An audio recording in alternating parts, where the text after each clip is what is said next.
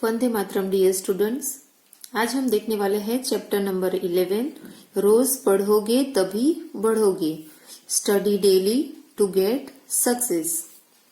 सबसे पहले देखेंगे कविता का परिचय। कविता के परिचय के अंदर दिया है कि कविता में समय, पढ़ाई तथा बड़ों की आज्ञा पालन करने का महत्व बताया गया है।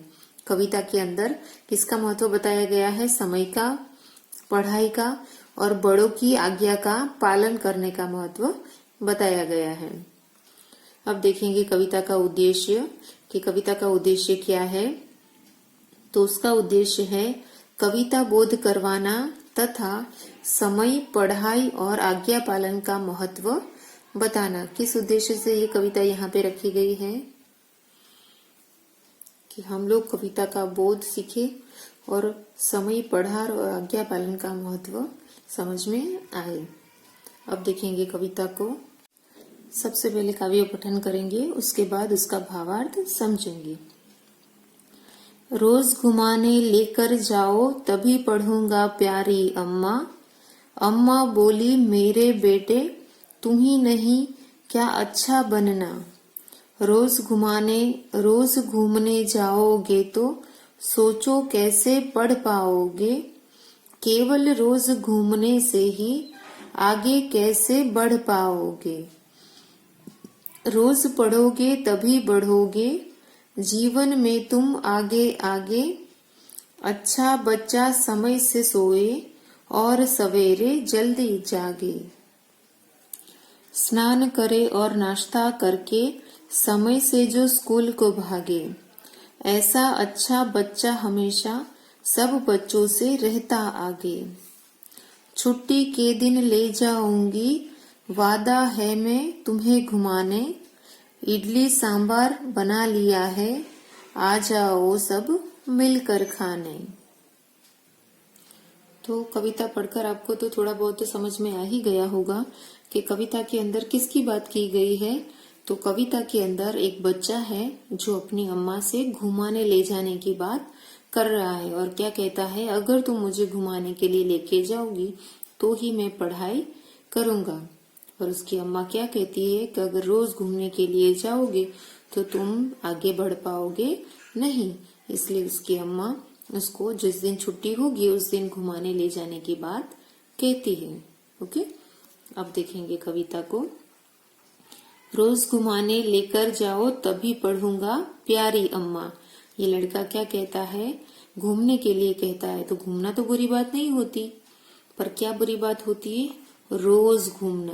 ओके, वो लड़का कहता है कि तुम मुझे रोज घुमाने के लिए लेके जाओगी तो ही मैं पढ़ूंगा। ओके, तो रोज घूमना तो अच्छी बात होती नहीं। अगर रोज घूमने के लिए जाओगे तो पढ़ाई कैसे करोगे? इसलिए उसकी अम्मा वो कहती है, अम्मा बोली मेरे बेटे तुम्हें नहीं क्या अच्छा बनना।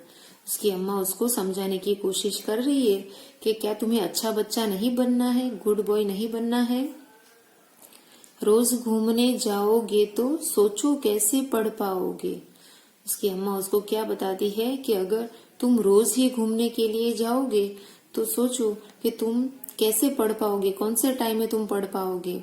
ओके, अगर घूमने के लिए जाओगे तुम थक जाओगे, सो जाओगे खाना खा के, तो तुम पढ़ाई कर पाओगे नहीं। इसलिए अम्मा उसको बताती है कि रोज घूमने से तुम पढ़ पाओगे नहीं। केवल रोज घूमने से ही आगे कैसे बढ़ पाओगे। यानी उसकी अम्मा बताती है कि सिर्फ घूमने से ही तुम आगे बढ़ पाओगे नहीं, आगे तुम बढ़ पाओगे नहीं। जीवन में तुम आगे आगे अच्छा बच्चा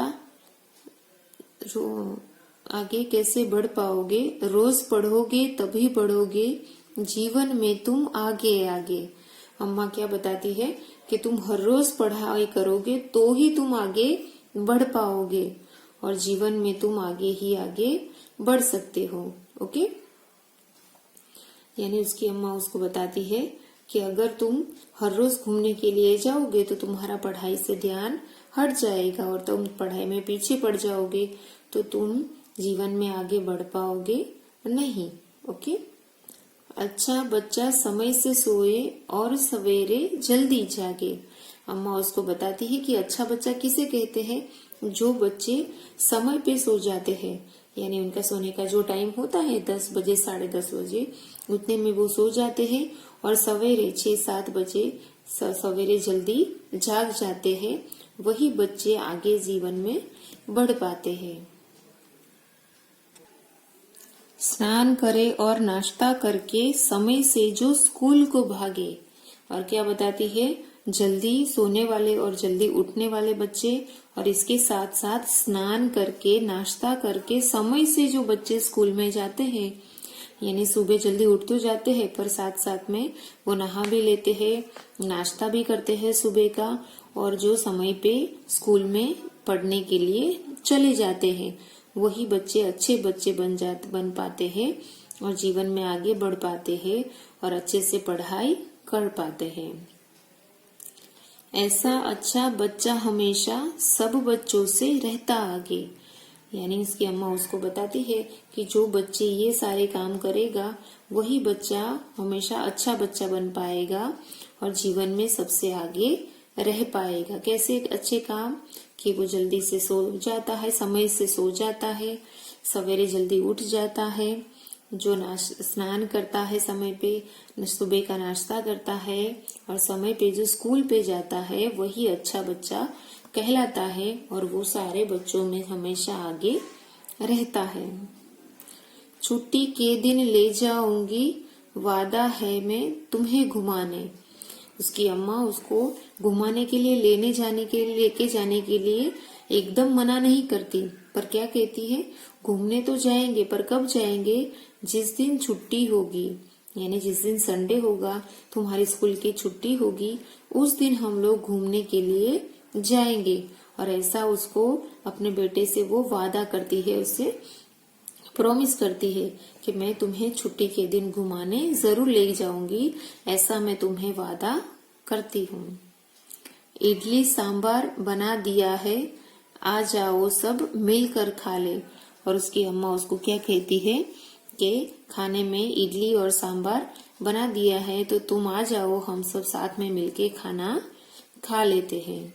ओके, तो पूरी कविता में इस तरह से एक बच्चे की पढ़ाई खेलने के लिए की जिद और उसके लिए उसकी मम्मा का जो समझाने का तरीका है, वो पूरा कविता के अंदर दिखाया गया है। तो आपको भी इसी लड़के की तरह नहीं बनना है और अपनी अम्मा की बात सुननी है और पढ़ाई में ध्यान देना है। खेलने को कोई मना नहीं करता, खेलना तो चाहिए, घूमना तो चाहिए, पर घूमने के साथ साथ पढ़ाई करनी जरूरी है। रोज घूमोगे तो पढ़ाई कर पाओगे नहीं।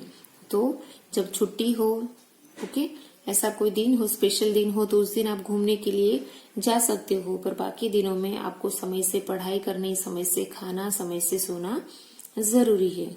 ओके, अब हम देखेंगे अभ्यास, यानी हमारे चैप्टर की एक्सरसाइज के अंदर सबसे पहले दिया गया है शब्द ज्ञान।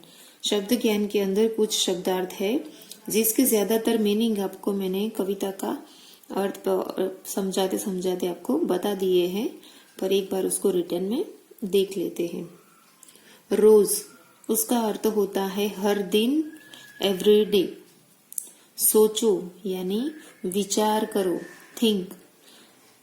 बच्चा यानी बालक, शिशु जिसको इंग्लिश में कहते हैं चाइल्ड। सवेरे यानी प्रातः, मॉर्निंग। छुट्टी यानी अवकाश जिसको इंग्लिश में कहते हैं हॉलीडे। वादा जिसका अर्थ होता है प्रतिज्ञा, वचन, और जिसको इंग्लिश में कहा जाता है प्रॉमिस। अब देखेंगे समानार्थी शब्द। समानार्थी शब्द के अंदर रोज शब्द का समानार्थी शब्द बनेगा प्रतिदिन। फिर दिन का समानार्थी शब्द बनेगा दिवस। सुबह, तो सुबह का समानार्थी शब्द बनेगा प्रातः। बच्चा, तो बच्चा का समानार्थी शब्द बनेगा शिशु। ऊपर भी हमने देखा बालक भी उसका समानार्थी शब्द बन सकता है। ओके, बच्चा का बच्चा, शिशु और बालक तीनों शब्द के अर्थ एक ही होते हैं। अम्मा, इसका समानार्थी शब्द बनेगा माँ। तो ये वीडियो को हम लोग यहाँ पे स्टॉप करते हैं। इस पार्ट में हमने उसका कविता का भावार्थ और अभ्यास के अंदर उसका शब्द ज्ञान देखा। नेक्स्ट वीडियो में हम कविता का अभ्यास आगे बढ़ाएंगे। Okay, bye students.